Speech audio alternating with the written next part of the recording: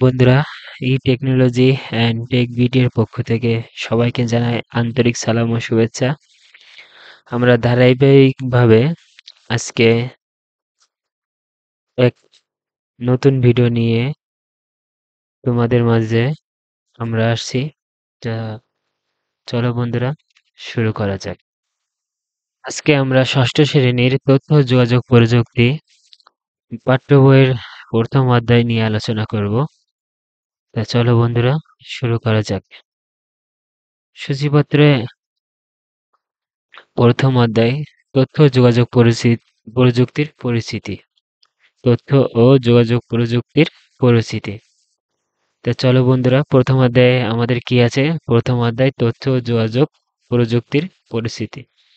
এখানে television, computer, mobile, radio, router, telephone ইত্যাদি।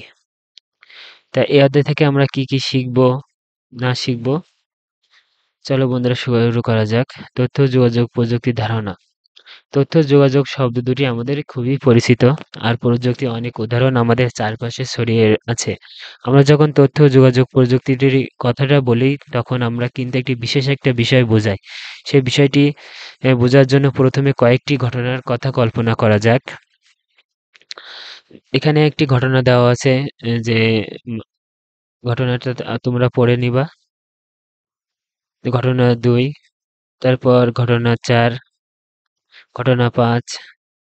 তথ্য যোগাযোগ যে প্রযুক্তির ধারণা। একটা সময় ছিল যখন এক দেশ থেকে অন্য দেশে কেউ চিঠি লিখলে সেই চিঠি যেতে 1 থেকে 2 সপ্তাহ সময় লেগে যেত। তার কারণ চিঠিগুলো লেখা হতো কাগজে, খামের ওপর ঠিকানা লেখা হতো এবং সেই চিঠি জাহাজ, প্লেন বা গাড়িতে করে এক দেশ থেকে আরেক দেশে যেত।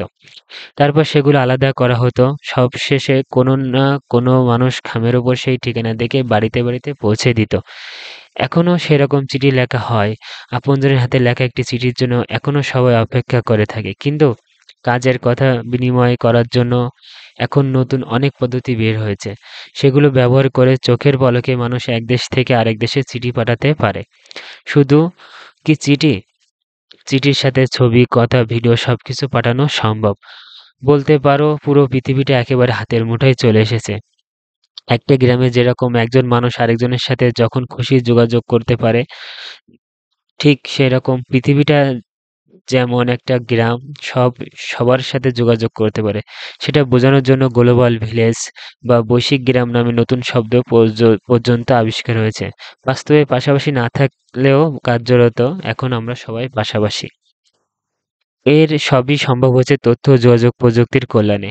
এই তথ্য ও যোগাযোগ প্রযুক্তির বাস্তবে রূপদান করার জন্য এই প্রযুক্তিটির সবচেয়ে বেশি সাহায্য করেছে, সেটি হচ্ছে ডিজিটাল ইলেকট্রনিক্স। তাই আমরা অনেকের সময় বলি এই যুগটা হচ্ছে ডিজিটাল যুগ। শুধু তাই না, আমরা বলি আমাদের প্রিয় দেশটাকে আমরা ডিজিটাল বাংলাদেশ গড়ে ফেলবো। যার অর্থ একেবারে আধুনিক প্রযুক্তি ব্যবহার করে বাংলাদেশের সব মানুষের জীবন সহজ করে দেব। সবার দুঃখ দুর্দশা দূর করে জীবনকে আনন্দময় করে দেব।